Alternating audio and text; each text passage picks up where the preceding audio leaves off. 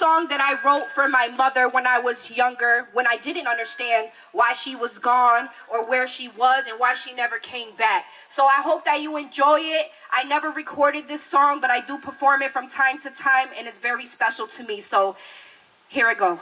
Thank you for allowing me to be a part of this. Yeah. Shout out to the DJ too. Yeah. Listen. All this pain that I feel, I wouldn't wish it on my worst enemy. Dear mama, you left me in the cold. I'm already grown and the story don't get old. Why did you leave or let them take me from you?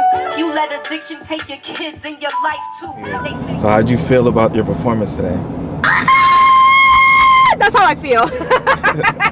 I feel like, you know, you were like, because, you know, obviously, I don't know if they know you record too, but it was exciting because I was really not prepared at all. And the crazy thing about it is I was going to miss it. Like, she just threw it on me. So it was like very short notice as we were recording the song that we were currently recording that I wanted to do. But it was such a rush. And I just feel like for other artists out there, like, you have to have a catalog so that you know, like, sometimes the crowd is different, like, you know what I mean? I peeped the crowd and I'm like, okay, I'm gonna do this song, and I did it and I killed it, and I knew it because the woman who asked me to actually be a part of the event, her name is Kelly Brown, so we did the BHN event. It's just like she was just clapping over there as I was doing the music, and it made me feel good because it made me feel like I was doing it right. So yeah, I'm making moves and I need you by my side, mama. I need you here when I look to suicide. Where you been? I never got a phone call, but your baby boy was trapped upstate in a cell wall. What happened to the love and the nourishment? Living as a ward of the state was a punishment. Old man, greasy hands and they touched it. Childhood memories, abuse and the rape kits. Dang, mama, did you even love me? Sing me lullabies? Don't you wanna know me? How are you able to read the crowd? Like, to know what song you want to do? You like, well, you know, so basically I listen to what the DJ's playing, and, you know, and then I just look at the crowd and see, like, so, like, let's say they were, like, a younger crowd and, you know, they were just wearing different outfits. But these are people who have a professional job as well. And because it was like a BHN, you know, you can do therapy through them and things like that. So I thought it was appropriate to do the song that had to do with, like, my pain and hurt, you know. And so that's it. Like, I just had to you take the time as an artist. That's a big bump. You take the time as an artist to know your crowd, because see, those are the people who you need. And I feel like by calling them over the way that I call them over, like, thank you. Because I needed them. I need the crowd. I don't know about everybody else, but I need a crowd to feel sufficient when I'm doing my job as an artist. So okay, how'd you find out about the event? Well, I do a lot of performing, like, for the community anyways, because I'm a part of Ministry in Motion, and we have, you don't trust my driving? No, you're fine. He don't trust my driving. So I'm part of Ministry in Motion, and I'm part of EMP, which is In Motion Praise Team. And basically we sing every Sunday. We're streamed, you know, there are people who watch us in Atlanta, everywhere, but also people respect my story. I wrote a book, you know, it's called I Owe You Nothing, and it's on Amazon. My name, you can put it up there if you want the link. And they respect my story, and I can tell my truths, and they just respect that about me. So yeah, what was the question? Oh, I was saying, how did you find out about the event? Oh yeah. So people ask me, like, hey, can you do this? Like, and I'm like, okay. I think they like the way, like, I maneuver as an artist. Like, you know, I get it crunk, I get it popping. Even though I live a different lifestyle now, and, you know, I'm in church and things, like, I still get ratchet in the name of Jesus. How did you come into church music, going from the other type of music you used to do? Okay, so I was already, like, I knew what I was supposed to do in life when it came to my music. Not necessarily just churchy music or just gospel rapping, but I knew that I had to tell my life experience in order to reach other people and allow them to understand that our past does not define our future. I was raised in 22 foster homes from 2 to 18. I was abused from the ages 5 to 12. And, you know, basically just look at me now. You know, and I do want to say that a lot of it has to do with God, but it also has to do with the motivation and the will to want to be better, to want to be greater. We can never let anybody or allow anyone to make us feel like we are less, or we can never be what we want to be in life. Okay?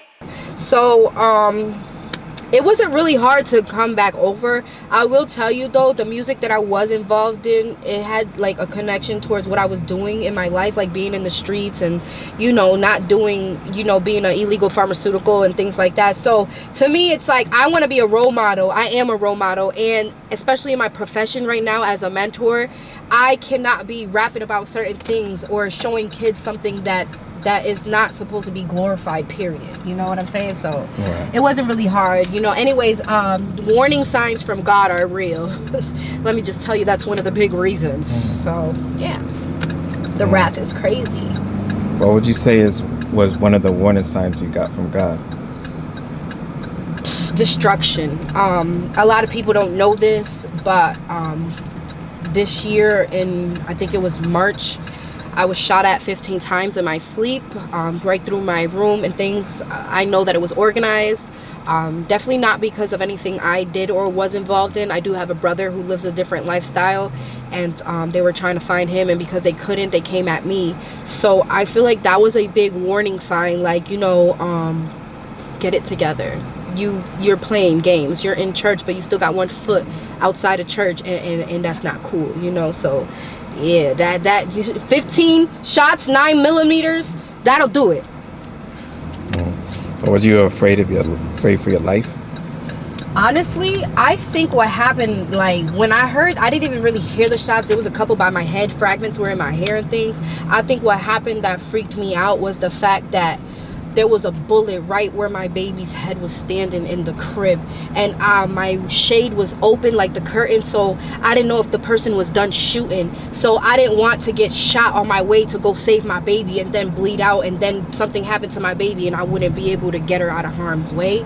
So like, I had to crawl to my daughter and get her out, and I was very shooken up because I think mostly I was mad, like, God, I believe in you, I'm following you, and you know, my baby almost died. Like, I wasn't really worried about me. I was worried about, dang, I was telling the police for a while that somebody was like actually after me. They didn't want to make the report. They said there wasn't enough. Somebody put an AirTag device, like gave it to my daughter. Like, it was a lot of things going on, and when I tried to make the report, like, they were like, oh, we don't see no issue here, until I actually got shot at, you know. And I was able to face that same police officer that didn't take my report. So yeah, so I was afraid at first. Like, I went through PTSD and things like that. Like, I was afraid to like be in Springfield and stuff. Now I'm out here because guess what? No weapon formed against me shall prosper, and no bullet gonna touch me anyways.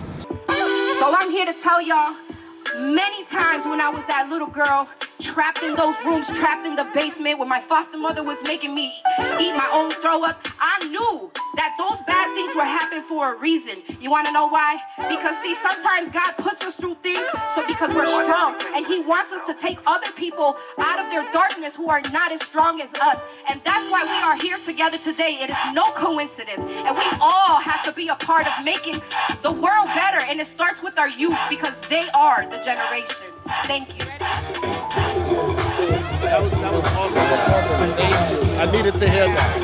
Oh, yeah, I give the credit to God. Thank you. Definitely. That was awesome. That touched me right here. That made me like, okay, I love what I'm doing. You know, I'm doing it for a reason. So thank you, definitely. I utilize services like this growing up as a child, like the therapy, because you need that in order to heal. Yep. And whatever we take from that is what we take. And that's why I'm who I am today. Yep, you know? yep. I know sometimes I'll be at my desk, it's tough days trying to set up therapy. I'm a therapeutic mentor program director, so I always try to get kids mentoring, and I'm like, am I making that difference? And hearing you made me even if we're misbehaving or like in crisis or taking a turn, I promise you, there's always those people that we remember. I remember a high school teacher who wasn't even a teacher. He worked in the unit where they do restraints, and I remember him like he was different. You know what I'm saying? So we all, people like me who go through trauma, you know, we always cling to a few people and we listen. Like, I might have argued with him